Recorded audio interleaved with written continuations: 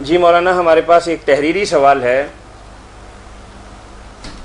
کہ بعض علماء کرام کہتے ہیں کہ فجر کی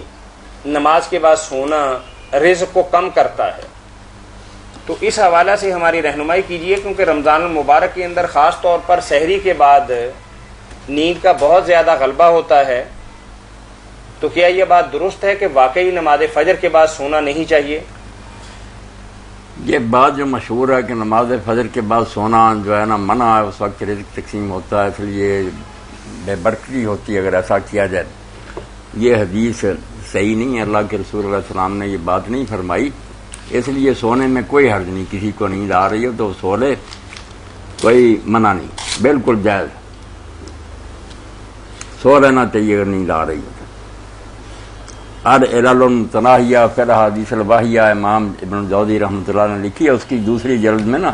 یہ ساری روایتیں لکھ کر ان کی بالکل چھان پھٹک کر دی ہے کہ ان میں سے کوئی اللہ کے رسول سے ثابت نہیں۔